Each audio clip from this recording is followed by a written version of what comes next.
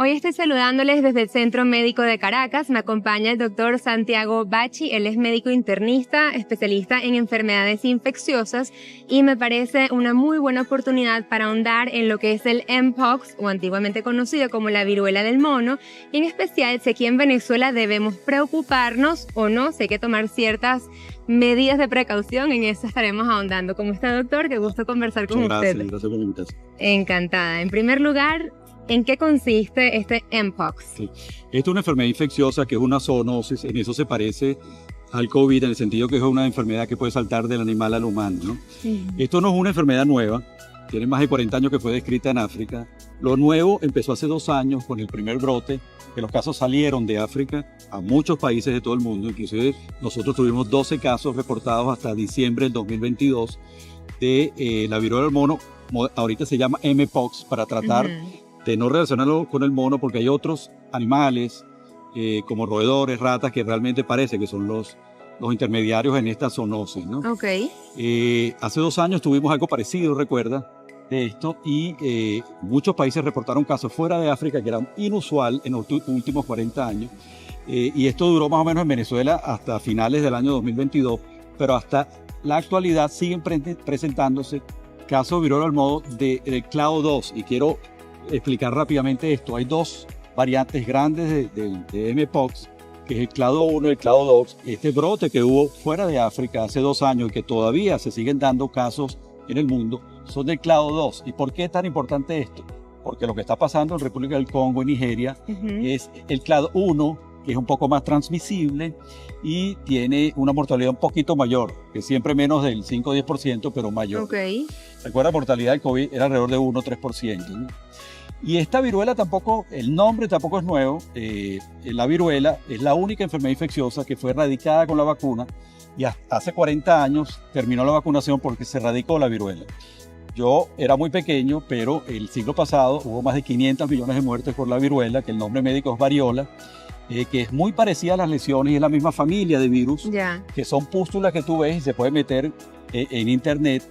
Pústulas en la cara, los miembros, el tórax, que son muy llamativas, ¿no? Aparte de eso, hay todo lo que es una enfermedad infecciosa con fiebre, malestar general, y también se agregan los ganglios, cosa que a diferencia de la viruela del siglo pasado. Entonces, lo que está pasando ahorita es un brote en África que solo ha salido en muy pocos sitios en Europa, por ejemplo Suecia, y hoy un reporte de Tailandia también. Pero este clado 1, que es no ha llegado a Latinoamérica y tampoco a Venezuela. Poco probable que lleguen muchos casos, porque la comunicación que tenemos con esos países son pocas. Sin embargo, como tuvimos hace 12 casos hace ya 2 años, es posible que lleguen casos aislados, y ese es el gran mensaje a todos los médicos que estén, sobre todo aquellos que tienen la epidemiología de viajes desde el exterior y que tienen tipos de lesiones similares a esta viruela, estar bien atentos y hacerles las pruebas, porque en Venezuela hay una alerta, hay un sistema de vigilancia que está activo, y hay laboratorios que pueden diagnosticar esta infección. Ya. Vamos a hablar entonces un poco más sobre los síntomas. Ya nos comenta sobre las lesiones, que es la parte más visible, fiebre, los ganglios inflamados, pero ¿cuáles son los primeros en los que uno debería empezar a sospechar? Ese primer llamado de alerta. Bueno, los primeros síntomas son parecidos a cualquier enfermedad infecciosa, de fiebre, malestar, escalofrío, dolor de cabeza, y es la piel el órgano que hay que estar más pendiente, porque son lesiones que pueden empezar en la cara, en los miembros, y en aquellos casos que es por enfermedad de transmisión sexual, también el área genital, pues hay que revisarlo para los médicos. También hay ganglios, nosotros llamamos adenomegalia, que pueden acompañar a esto, y todo médico debe estar pendiente de aquel que tenga la epidemiología, que venga del exterior, debe ver si estas lesiones son o no viruela Mpox. Ahora, hablábamos también de la transmisión, muchas veces es por transmisión sexual, pero también si hay contacto con las sábanas o con la ropa de una persona, eso lo he leído, ¿no? Es un punto muy importante, porque, te repito, el clado 2, que es el que empezó hace 2 años y que hubo 12 casos en Venezuela, la forma predominante de transmisión es la transmisión sexual. Esto es muy importante hablar de esto, ¿no? Porque eran varones que tenían relaciones homosexuales, y es muy importante evitar el estigma. Exacto. Que este tipo, hace 2 años, este clado tuvo esa transmisión sexual. Pero lo que se está viendo en este clado 1 no necesariamente es eso. Hay muchos niños, ¿no?, En algunos sitios hasta el 70% de los casos son niños, ¿okay? Y no es exclusivamente sino por contacto directo. Esto quiere decir que cualquier persona, si tiene lesiones de piel, en contacto íntimo directo con el otro, puede transmitir la enfermedad. Ya, entonces sí, una vez más, no hay que levantar las alarmas antes de tiempo, pero sí es importante mantenerse atentos, especialmente si vamos a viajar y no necesariamente a África. Sabemos que ya en Europa hay bastantes casos. De hecho, la Organización Mundial de la Salud estaba declarando en emergencia sanitaria todo el tema del Mpox. ¿Qué significa esta declaración de la OMS? Bueno, realmente en Europa hay casos del clado, y repito, esto es muy importante. Clado 1 y clado 2. Del clado 2 que era hace 2 años, porque sigue habiendo casos permanentemente. Pero este clado 1, específicamente del Congo y de Nigeria, solo hay en Suecia, te digo, en Tailandia, y es posible que las próximas semanas haya en otros lados. Pero no es un problema muy importante en este momento, pero la idea es parar la extensión de la enfermedad desde África a los otros países, como sucedió hace 2 años, ¿no? Una de las razones de la OMS de hacer esto es incentivar a las compañías productoras de vacunas también a aumentar la vacuna y dárselo a los sitios donde más se necesita. A las poblaciones vulnerables. Es África Central y Occidental, que son como 4 o 6 países que realmente están teniendo muertes y enfermedades. Esto hasta ahora no ha salido fuera de África en forma contundente, pero eso es lo que hay que evitar y para eso es el llamado de alerta de la ONU. ¿Qué tan efectivas son estas vacunas?